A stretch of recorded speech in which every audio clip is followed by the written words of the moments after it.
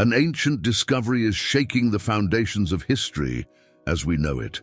A secret letter, hidden for centuries in the Vatican archives, reveals an extraordinary account of the last moments of Jesus Christ through the eyes of one of the most powerful women in Rome. Claudia Procula, wife of Governor Pontius Pilate, kept for years a secret so deep that it could have changed the course of the most important events in humanity. She wasn't just a silent observer. She had a prophetic vision that warned her of the greatest injustice the world would ever see. What few know is that the night before Jesus' trial, this noble Roman woman experienced something that left her in complete terror. A supernatural warning so powerful that it caused her to break all Roman protocols, challenge her own position, and try desperately to stop what was about to happen. Newly translated documents reveal that Claudia not only tried to save Jesus, but also documented in detail his appearance, personality, and the supernatural events that took place in those crucial days in Jerusalem. His testimony, kept secret for generations, has finally come to light. This is the untold story of a woman who saw beyond the veil of time, who felt the weight of eternity on her shoulders, and who carried until the end of her days the burden of knowing that she could have changed the destiny of the man they called of Messiah. Prepare to discover the truth behind one of the most important moments in history through the eyes of someone who was at the center of it all, but who until now has remained silent. Subscribe to the channel and leave your like to always know how to be blessed with the best biblical knowledge. On a peaceful night in Jerusalem, in the luxurious palace of the Roman governor, Claudia Procula woke up in a panic, her body shaking and covered in cold sweat. What she had just witnessed in her dream was unlike anything she had ever experienced before. A vision so vivid and terrifying that it made her heart almost stop. The shadows in his room seemed thicker that night, as if the air itself was heavy with the weight of what was to come. She could still feel the echo of that supernatural presence that had invaded her sleep, bringing with it images that would haunt her forever. In the dream, an intense light brighter than the midday sun had revealed fragments of events that were yet to happen. Claudia saw blood, a crown unlike any she had ever seen in Rome, and a man, not just any man, but the one about whom all Jerusalem talked. The words that echoed in his mind during the vision still reverberated in his ears. The righteous must not be condemned. It was as if a divine force was trying to warn her about something terrible that was about to happen. But there was more to the dream, details she could barely process. Images of angry mobs, of a trial that would change the world, and of her own husband, Pilate, making a choice that would echo through the centuries. Claudia knew she had to act. As the wife of the Roman governor, she always maintained her position with dignity and discretion. But now, for the first time, he felt he needed to interfere in the affairs of state, even if it meant defying Rome's traditions and expectations. The sun was beginning to rise over Jerusalem, and with it, the urgency in his heart increased. She knew that day would not be like any other.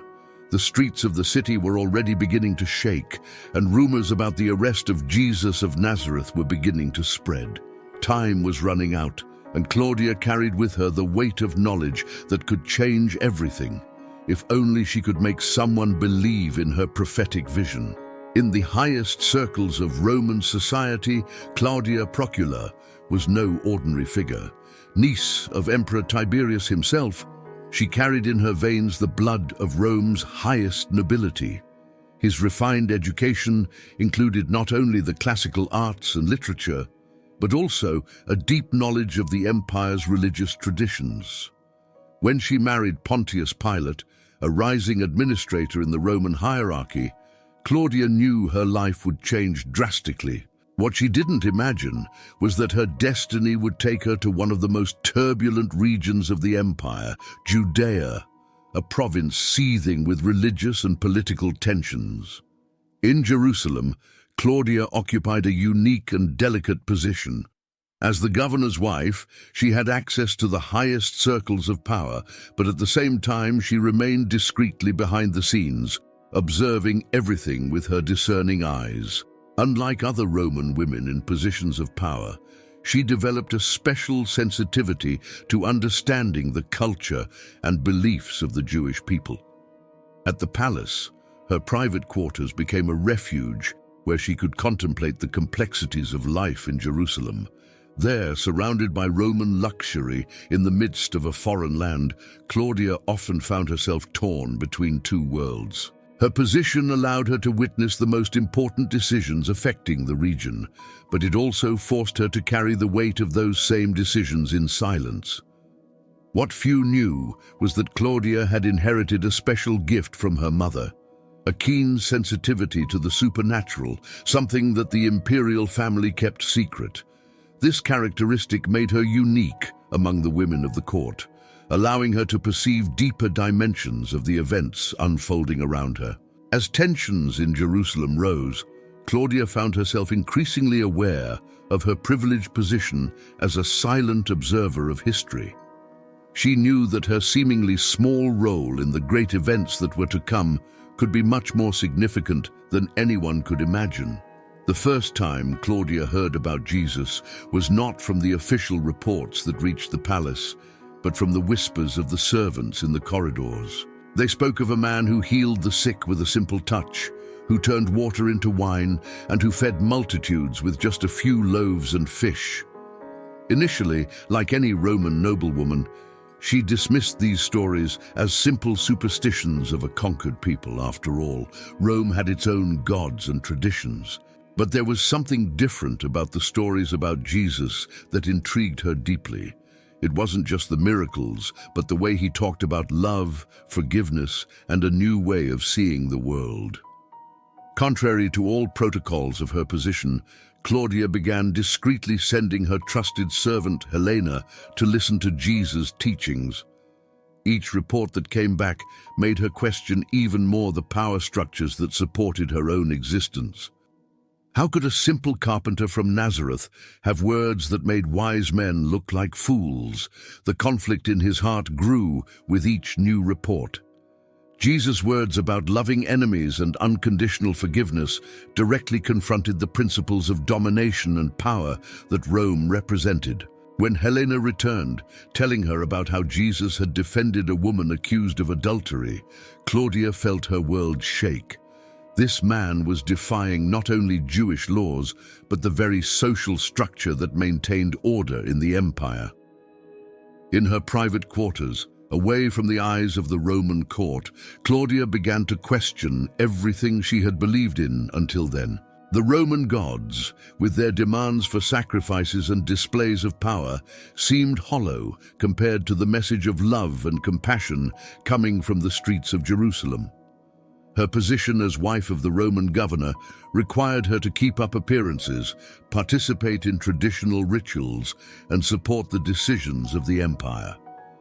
But inside, a silent revolution was taking place. Increasingly, she found herself subtly defending the Jews in conversations with Pilate, trying to show another side of the stories that reached the palace. The culmination of this internal conflict came when she discovered that her own servants had begun to secretly follow the teachings of Jesus. Instead of punishing them, as would be expected from her position, Claudia found herself doing the unthinkable, asking them to share more about the teachings of this extraordinary man who was turning Jerusalem upside down. The first part of Claudia's prophetic dream began to materialize on a seemingly ordinary morning in Jerusalem. She was in her private garden when she heard the commotion in the streets. Jesus had entered the city riding a donkey, just as he had seen in his vision. The people welcomed him with applause and shouts of Hosanna. But what made his blood run cold were the colors, the red of the cloaks on the ground and the green of the palm branches, exactly as they appeared in his dream. In the following days, every detail that came to fruition increased his anguish. She had dreamed of a rustic wooden table where bread was broken under the light of flickering candles. Now rumors reached the palace about a Last Supper that Jesus had shared with his followers, using mysterious words about his body and blood. The dream had also shown silver coins falling onto cold stones, clinking in an ominous echo. His heart sank when he learned that one of Jesus' followers had betrayed him for exactly 30 pieces of silver. It was as if every moment of his vision was being painted in reality, brushstroke by brushstroke, on a macabre canvas of fulfilled prophecies. But it was the sight of the garden that tormented her most. In his dream, he had seen a man kneeling among ancient olive trees, drops of blood-red sweat falling from his forehead as he prayed in deep agony. Now news was coming of Jesus' arrest in the Garden of Gethsemane, and every detail coincided perfectly with his vision. What disturbed her most were not just the events materializing, but the sensations she had experienced in the dream, and which now seemed to permeate the air of Jerusalem. An unearthly weight, a palpable tension that seemed to bend time itself. She could smell the same scent of myrrh and aloe that she had smelled in her vision, now wafting through the halls of the palace. Claudia began keeping a secret record, writing down every detail of the dream that came true. His hands shook as he wrote about the crown of thorns he had seen, knowing that soon this vision would also become reality. The purple robe, the reed scepter, the ropes in his hands. Each element of his dream came to life before his eyes in a macabre dance of destiny and prophecy. As events unfolded, Claudia felt the weight of the divine revelation she had received. It wasn't just coincidences, it was a heavenly warning, and she was the only one who could try to stop the tragedy that was about to happen. The tension in the palace was palpable that morning when Claudia discovered that Jesus had been arrested. The cold marble hallways echoed with the hurried footsteps of guards and counselors, all converging on Pilate's chambers. She knew that movement well. It was the prelude to an important trial. Through the curtains of her room, Claudia watched the crowd gathering in the courtyard. Among them, she recognized the faces of the chief priests, their expressions filled with a grim determination she had never seen before. His elegant robes and pompous gestures could not hide the bloodlust in his eyes. The moment she feared most in her dream was about to come true. Pilate, her husband, would be forced to make a judgment that would transcend his earthly authority. She knew him too well. She knew that behind his authoritarian pose was a political man, always calculating the balance between justice and expediency. Reports began to reach his private chamber through his trusted servant. Jesus had first been taken to Caiaphas, then to Herod, and now returned for final judgment at the hands of Pilate. It was like watching a tragic play where she already knew the ending, but was powerless to change it. The sound of chains dragging on the palace floor made his heart sink. Jesus was being brought to the praetorium. Claudia could feel the weight of history on her shoulders. This was no ordinary trial. This was a moment that would divide time into before and after. She watched Pilate prepare for trial, wearing his most formal robe, adjusting his ring of authority. In his eyes, Claudia saw something that scared her even more, a shadow of doubt. Her husband, always so confident in his decisions, seemed to sense that he was about to face something greater than his Roman authority. The words of his dream echoed in his mind with terrifying clarity: the blood of the righteous. She knew she needed to act quickly. Time was running out, and the fate of not only Jesus, but all humanity was about to be decided in the hands of her husband. On the morning of the trial, Claudia broke all Roman protocols. With trembling hands, she wrote an urgent note to Pilate: "Do nothing against this righteous man, for today in a dream I suffered greatly because of him." As the servant carried her message, she could hear the shouts of the crowd building in the courtyard of the praetorium. Hidden behind a marble column, Claudia watched the scene unfold. Jesus was there, standing with inexplicable serenity. His eyes, although tired, exuded a peace that contrasted violently with the chaos around him. The marks of torture were already visible on his body, but his dignity remained intact. Pilate read his wife's note, and for a moment, Claudia saw the hesitation in his eyes. He tried different strategies to free Jesus. He proposed releasing a prisoner at Easter. He questioned the accusations. He even sent Jesus to Herod. But with each attempt, the crowd grew angrier. In a desperate act, Claudia sent her most trusted servant with a second message, this time more specific. "The gods have shown me that Rome will be shaken if this man is condemned. Do not allow his blood to fall on our family." But when the message arrived, the cries of "Crucify him" already dominated the environment. The moment she feared most from her dream was happening before her eyes. The priests incited the people, manipulating their emotions with mastery. Barabbas, a known criminal, was being preferred over Jesus. The irony of the situation was devastating. The murderer would be freed, and the innocent would be convicted. Claudia watched helplessly as Pilate asked for the basin of water. The symbolic gesture of washing her hands, which she had seen in her dream, now materialized. The drops of water fell like tears on the marble of the praetorium, while her husband pronounced the words that would be forever marked in history. "I am innocent of the blood of this righteous man." At that moment, Claudia felt as if the entire weight of the world fell on her shoulders. His last attempt to prevent the tragedy had failed. The fate she feared so much in her dreams was sealed, and now all she had to do was witness the unfolding of events that would change the world forever. It was while leaving the praetorium that the moment that would change Claudia forever happened.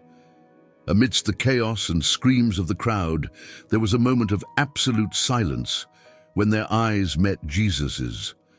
The world seemed to stop, and all the voices dissipated as if she had been transported to a different dimension of time. In that look, Claudia saw something that transcended her human understanding. Jesus' eyes, deep and serene, carried no trace of resentment or fear. On the contrary, they emanated such intense compassion that she felt her legs weaken. It was as if he could see through her soul, knowing every attempt she had made to save him. What impacted her most was not just the peace in his gaze, but the silent message that seemed to pass through the space between them. It was as if Jesus was saying that he understood his inner struggle, his conflict between loyalty to the empire and the truth that his heart recognized. In his eyes, there was a deep knowledge that went beyond the present moment. Tears began streaming down Claudia's face as she realized that Jesus did not need to be saved. He was, in some incomprehensible way, in complete control of his destiny. In the glow of that gaze, she saw fragments of a future she could not fully understand. Death, darkness, but also an inexplicable light and a victory that transcended human understanding. The moment only lasted a few seconds, but for Claudia, it was like an eternity. She felt her heart transform, as if a deep, ancient truth was awakening in her soul. All the stories of the Roman gods, all the rituals and traditions he had known, seemed empty in the face of the reality he contemplated in that gaze. When eye contact was broken, as Jesus was dragged out of the praetorium, Claudia remained motionless, trembling. Her servant Helena had to support her so she wouldn't fall. The words he managed to whisper were, "He wasn't just a man, he wasn't just a prophet." That meeting of eyes marked the beginning of a profound transformation in Claudia. She understood that although she had not been able to prevent Jesus' physical condemnation, she had witnessed something that would change not only her life, but the history of humanity. The power of that look would remain alive in his memory, an eternal flame that would illuminate the rest of his days. From the highest balcony of the palace, Claudia watched the procession heading towards Golgotha. The sun, which normally shone brightly over Jerusalem, seemed to have lost its vigor, as if even nature sensed the tragedy to come. Every step of Jesus carrying the cross was a stab in his heart. His eyes couldn't look away from the scene unfolding. The crown of thorns, which in his dream had appeared as a nebulous symbol, was now painfully real, embedded in Jesus' forehead. Blood ran down his face, mixing with the sweat and dust of the path. Even so, her dignity remained intact, as if each step was taken with a purpose greater than pain.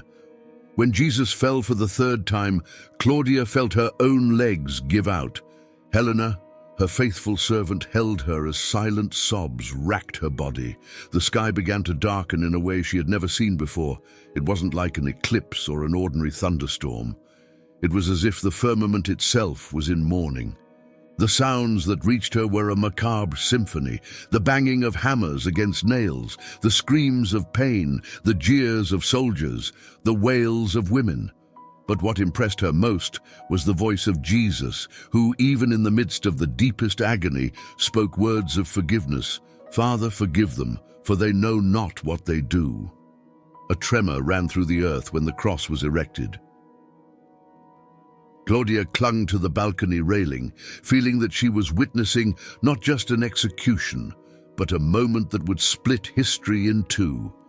The veil that separated heaven and earth seemed thinner than ever, as if two worlds were touching in that instant. Jesus' last words echoed through the city with supernatural force. "It is finished." The moment he tilted his head, thunder cut across the darkened sky, and Claudia felt something inside her break and at the same time complete. The ground shook violently, and she heard screams coming from the temple over a veil that had torn from top to bottom. There, in that moment of total darkness, Claudia understood that her vision was not just a warning. It was an invitation to witness the most significant moment in human history. His tears now were not just of pain, but of a profound realization that he had witnessed something that transcended his own existence. 3 days after the crucifixion, Claudia was awakened by a different commotion in the streets of Jerusalem. It was not the screams of hatred that he had witnessed before, but a commotion filled with astonishment and admiration. The guards she herself had seen Pilate assign to the tomb returned pale, trembling, with a story that defied all logic. The stone had been removed. The body had disappeared. But it was no ordinary robbery. The guards spoke of a supernatural light, of a being resplendent like lightning. The strips of linen were folded neatly on the empty tomb, as if death had been delicately undone.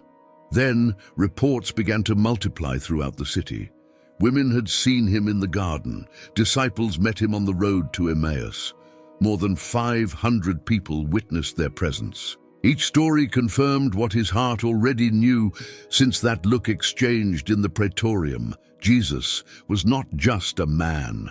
The transformation in Jesus' followers was what impacted Claudia the most.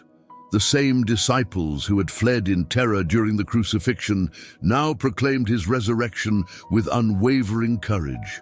They were willing to die for the truth they witnessed. It was not the behavior of deceived or deluded people.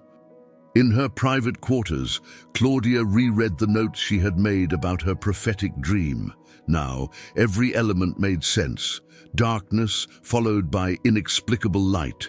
The stone rolled away. The linen folded. They were not just symbols. They were harbingers of a victory over death itself. The impact of this revelation completely transformed his worldview. The Roman gods, with their whims and revenge, seemed like empty shadows before the reality of a God who conquered death through love. His power lay not in the strength of the legions or the splendor of the palaces, but in the empty tomb that now shook the foundations of the empire. Claudia understood that she had not failed to prevent a tragedy. She had been chosen to witness the greatest triumph in history. The man she tried to save did not need saving. He himself was the savior. Subscribe to the channel and leave your like to always know how to be blessed with the best biblical knowledge. In the years following the resurrection, Claudia Procula was no longer the same woman. The Roman noblewoman who once worried about status and appearance now carried in her heart a truth that transformed every aspect of her life. In secret, she began meeting with Jesus' followers, hearing stories about his teachings and witnessing the strength of the rapidly growing First Church. The luxurious palace that was once his refuge became a place of discreet ministry. Through her servant Helena, she sent aid to persecuted Christians, offered shelter to those in need, and used her influence to protect those who professed the new faith. Their riches, previously destined for jewelry and clothing, now found purpose in helping the poor and needy. His transformation was so profound that even Pilate noticed the change. The wife, who had previously remained silent on political matters, now spoke with a wisdom and compassion that disconcerted him. In her private conversations, she shared about the love and forgiveness she had witnessed in that look exchanged with Jesus. Claudia began secretly writing her memoirs, recording not only the events she witnessed, but also the profound spiritual truths she discovered.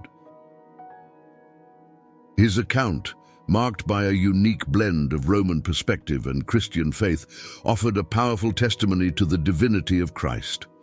The prophetic dream that once terrified her became her greatest source of strength. She understood that she had been chosen not just to witness, but to carry a message through the generations, that the power of Rome, great as it was, could not compare to the power of the divine love she saw manifested in Jesus. His life became a silent testament to the truth he had discovered. While the empire celebrated strength and domination, Claudia found her true nobility in service and humility. The wife of the Roman governor who tried to save Jesus became one of the first and most unlikely followers of the path. Claudia's transformation was not just spiritual, but a complete rebirth of her identity. She discovered that her true kingship lay not in her Roman blood, but in her role as a witness to an eternal kingdom that transcended all earthly empires. Claudia Procula's testimony echoes through the centuries, bringing a message that transcends her time and speaks directly to our hearts today. In a world divided by power, politics, and prejudice, her story shows us that truth can emerge in the most unlikely places. As Pilate's wife, she was at the center of Roman power, but she chose to listen to a different voice. His prophetic dream and transformative encounter with Jesus teach us that no social position, wealth, or status can protect us from the need to make crucial moral choices. Claudia's courage in facing the system, even though she knew she could fail, challenges us to question, what would we do if we were in her place? How often do we remain silent in the face of injustice for fear of losing our position or comfort? His transformation shows us that there is no distance so great that divine love cannot cross. A Roman noblewoman, raised to worship the gods of the empire, found her true faith when she witnessed the supreme sacrifice of a Jewish carpenter's son. It reminds us that truth knows no cultural or social barriers. Today, just as in Claudia's time, we live in a world where power tries to silence the truth, where politics tries to manipulate justice, and where fear often paralyzes us when faced with important choices. But their story teaches us that a single act of courage, a single voice that rises for the truth, can echo through the centuries. Claudia's prophetic dream wasn't just a warning about future events. It was a call to witness and record a moment that would change history forever. Likewise, each of us is called to be a witness to the truth in our own time. The final message of his story is not about failure or success, but about faithfulness to the truth we recognize in our hearts. Claudia was unable to prevent the crucifixion, but her testimony became part of a larger story that continues to transform lives to this day. In a world that seeks power and status, Claudia's story reminds us that true greatness lies in recognizing and following the truth, no matter the cost. His legacy challenges us to be courageous witnesses to the truth in our own time.